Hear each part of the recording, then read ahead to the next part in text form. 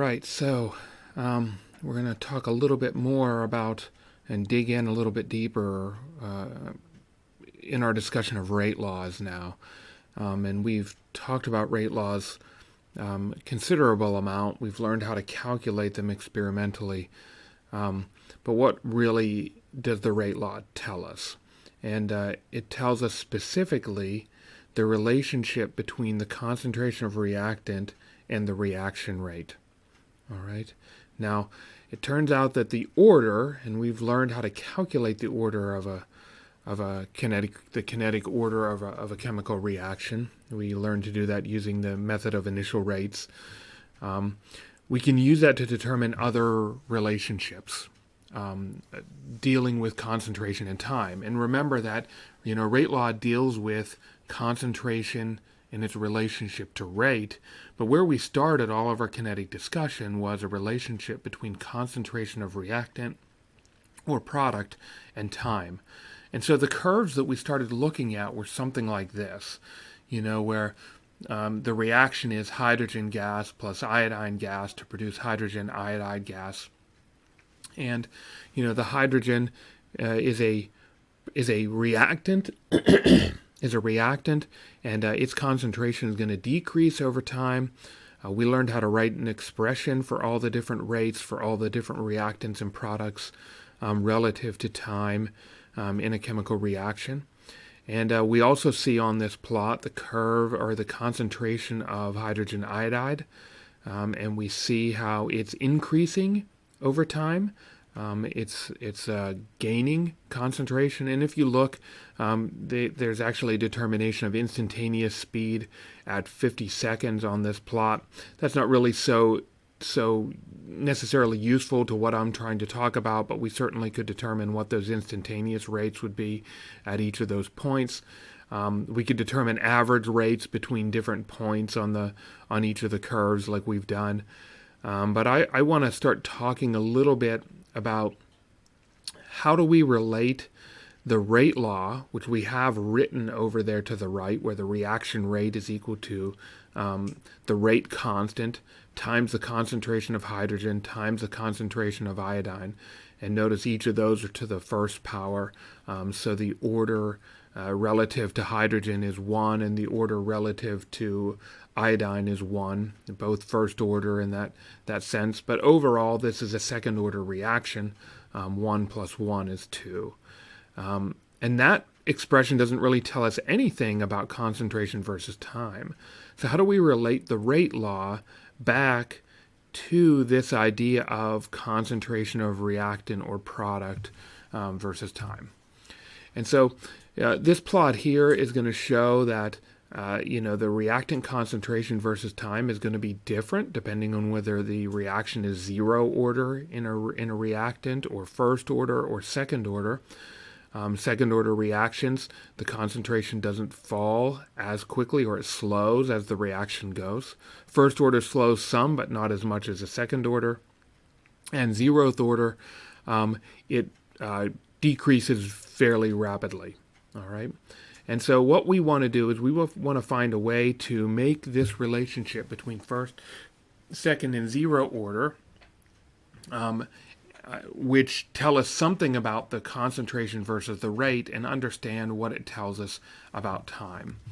And so, to understand that, or to really see, what is useful about this, or to, what I'm trying to say is the useful information that we can get isn't limited to the things that we've looked at so far. And by taking the rate law and extending it to understand how that impacts or how that's related to the concentration versus time, we can learn other very useful things. Like, for instance, the half-life of a reactant. So, at what point is the reactant so depleted that we're at only 50% of where we started? And you might say, well, I don't know why that would be very useful, but a lot of you want to go into the medical field. And in the medical field, you really have to understand how long does a pharmaceutical compound, how long does a medicine stay resident in the body? Knowing half-lives at which that those medicines are excreted or consumed somehow within your body is very, very important. And a lot of that has to do with kinetic type studies, pharmacological kinetic studies. And in this case, we can learn or we can understand what the half-life of a particular process would be by understanding what its order is. And that is, something that's a little different. Before, we didn't mix those two things. We said that they were specifically different, that the rate law only tells us about concentration versus rate. And the relative rates of reaction tell us only about rate versus concentration. But in reality, both of those two things come together and they mix. They're related. And so on the left, it shows a first-order reaction, and it shows the half-life. For us to go from a molarity of 0.2 to a molarity of 0.1, the amount of time it takes to undergo that transition for 0.10 molar to be consumed in the reaction, that's what we would call the half-life. And there can be a first, a second, and a third half-life. Usually the first half-life is the one that we find ourselves interested in. But notice that for a first-order reaction, it's the same amount of time to get from the initial to the first half-life, from the first half-life to the second half-life, from the second half-life to the third half-life. It's the same amount of time. So those red burgundy lines are the same length. So it takes the same time to go from 0.2 to 0.1 molar as it does to go from 0.1 to 0.05 molar, as it takes to go from 0.05 to 0.025 molar. And so that's the half-life for a first-order reaction. But for a second-order reaction, it's different. All right, to go from 0.2 to 0.1 molar, it takes a certain amount of time, but to go from 0.1 to 0.05 molar, it takes a longer period of time. So the second half-life is longer than the first half-life. And then to go from 0.05 molar to 0.025 molar, it takes an even longer period of time. And so the tail, at the tail of that curve for a second-order reaction, the reaction actually slows fairly dramatically. And so you might say, okay, well, that's useful, that's interesting to know. But what would I'm sure that all of you are interested in what am I going to have to do on a quiz or an exam or on homework or something like that. So this can actually help us to understand whether we have a first order, a second order, or like a zeroth order reaction. And so we're starting to think about, okay, we could find the order of a reaction using the method of initial rates, but we can also find it by measuring half-lives. We can measure it using different types of methods. So we're trying to find different ways, experimental ways of finding the same information that we saw before. When we don't have those initial rates, how do we calculate the rate law, for instance? And so one of the ways that scientists use to determine information is to linearize it. And so there's useful information about the rate of chemical reactions that we can find by taking a curve and make it into a linear plot. And those concentration versus time curves are useful, but they'd be more useful if we could plot it in the y equals mx plus b in the linear format. And so you can do that. It turns out you can take those curves, those concentration versus time curves, and you can plot them in such a way that you can get a straight line. Here, for a zeroth order reaction, the thing that you need to plot to get a straight line is fairly straightforward. For zeroth order, it's just concentration of the reactant versus time. It will make a straight line, and it will have a slope that is equal to negative of the rate constant. And so if you have a bunch of concentration versus time data and you plot it, and it's a straight line and not a curve, then you are dealing with a zeroth order reaction. And you might say, okay, well, what's interesting about that? Well, if you look at this chart, at the first top of this chart, it shows for a zeroth order reaction, the rate law is equal to the rate constant times the concentration of the reactant to the zeroth power. The unit of that rate constant would be molar per second. The integrated rate law, all right, which is the straight line form of that, If you want to determine what the concentration of A is at any time during the reaction, the concentration of A over A at any specific time is equal to the rate minus the rate constant times the time plus the initial concentration of the reactant. To get a straight line, you would plot concentration versus time. And then lastly, we can figure out something about the half-life, where T1/2 is equal to the half-life, and that's equal to 1 over the rate constant times the fraction, the initial concentration of reactant over 2. So what I want you to note from this is that half-life is directly proportional to the initial concentration of reactant that you have present. So, if we are starting with 0.5 molar, the half-life is going to be longer than if we start at 0.1 molar reactant. So that's the information that we can get from linearizing or from integrating the rate law. We can get that information. Now, normally, this is the type of thing that I wouldn't necessarily say I'd have you memorize it, but certainly some of this stuff, I wouldn't have you memorize all that stuff. It's a lot of stuff. But I think it's useful to understand, or it would be useful to know what will give us a linear kinetic plot for a 0th order reaction or a 1st order or a 2nd order. So for a 1st order reaction, like I said, you may not even know that you have a 1st order reaction. You just have some data set that has concentrations versus time. The concentration of for a 1st order reaction, the natural log of the concentration versus time will provide us with that same straight line plot, or a similar straight line plot to what we saw for the 0th order.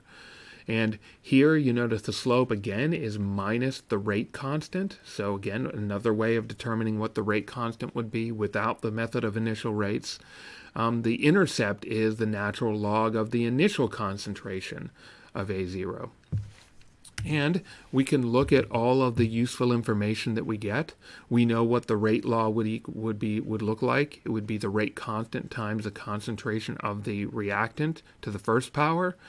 The rate constant in this time will have a unit. For a 1st order reaction, we'll have a unit of inverse seconds, 1 over second. You can see the integrated rate law is listed there. It's listed in 2 different forms, but in reality, mathematically, it's exactly the same. So you can see what's plotted. If we plot, where the natural log of A at any specific time is the y, the m is the minus the rate constant, the x is the t, and the b is a natural log of the initial concentration of A0. All those things that we sort of talked about before when we looked at the plot. Then it says, okay, you need to plot the natural log versus the time. And the half-life, in this case, is equal to 1 over the rate constant times 0.693. Now, what's interesting about that, what's interesting is that in this case, unlike 0th order, the half-life isn't dependent on concentration of reactant at all. So it doesn't matter what concentration you start with, the half-life is going to be the same for a 1st order reaction. Not the same as a 0th order reaction. We're going to find not the same as a 2nd order reaction as well. So 2nd order reaction, all right, for a 2nd order reaction, we're going to plot 1 over the concentration versus time. Now we'll get a line that's going to have a slope that's equal to the rate constant. All right, notice there's a positive slope for the 2nd order reaction because we're using inverse concentration as our y-axis. Our intercept is 1 over the initial concentration. And if we look at our chart, we know what the rate law is. Okay, we know what a rate law looks like for a 2nd order reaction. It tells us the units of that rate constant, inverse molar, inverse second. And then it tells us the integrated rate law, shows us what produces a straight line plot, and then notice that the half-life is inversely proportional to the initial concentration of reactant that we start with. So things that have higher concentrations are going to have shorter half-lives than smaller concentrations of reactant, which is strange and not necessarily something that would be intuitive for you. And so, that gives us an idea of what, how is the rate law then, how does it affect that relationship of the concentration of reactant versus time? And again, normally what you would do is you would have some type of a data set and you would plot it, and depending on what produces a straight line will tell you what the order is, and it will also tell you some of those other kinetic parameters for the reaction. So I just wanted to come back and sort of summarize some of the kinetic stuff that we're doing. We're not completely done with kinetics. There's still another part of this lecture where we need to talk a little bit more about activation and collision theory, at least a little more mathematically. But notice that you may have noticed some of the figures here looked kind of distorted, and that's because I'm trying to take pictures out of a textbook that I think covers kinetics a little bit better than ours does, or a little bit more clearly. And so notice that the reaction order and rate law, those are things that we have to be able to determine experimentally. We don't just get them from the balanced chemical equation, not like those rate expressions that we were looking at the very beginning, where we were looking at rate of disappearance over time, change in concentration over time. Those we could look at the balanced chemical equation and they would tell us something about those reaction rate expressions. But rate law and reaction order, we have to determine those either by initial rate or by determining the order using this integrated rate law information. The rate law tells us about the rate of the reaction relative to the concentration of the reactant. It doesn't necessarily tell us anything about time until we integrate it, and once we integrate it or linearize it, then we end up with something that relates the concentration of the reactant to time, and that was the integrated rate law, all right, which we got that mathematically derived from the rate law. So, the rate law doesn't tell us about concentration versus time. Once we integrate it, it will tell us that. And the half-life is the time that it takes for the concentration of a reactant to get to or fall to 1/2 of what its initial value or initial concentration would be. And the half-life for a first-order reaction is independent of the initial concentration. Also, subsequent half-lives for a first-order reaction will be the same amount of time. So it takes the same amount of time to drop the first to the first half-life as it does to drop from the first to the second or the second to the third. For a 0th order or second order reaction, the half-life is going to depend on that initial concentration, and it's going to depend on what that half-life expression would be. Not something I'm necessarily wanting you to memorize. And of course, you're using open notes and stuff, so it's not like I could really enforce that anyway. But you need to be able to look at that information. You need to be able to use it. Remember, the half-life for a zero order reaction is different from the first to the second to the third half-life. So the first half-life is a relatively short period of time, but from the first to the second, that second half-life is a longer period of time, and the third half-life, to get from the second to the third, is even longer. All right? So those are different ways that we might be able to determine the order experimentally. Now, what are we going to get to next? We're going to talk a little bit more about activation. How do we get these reactions to go? Not always whenever we have something that we would predict would react, does it actually react? Why is that the case? And that's what we're going to talk about in the next video.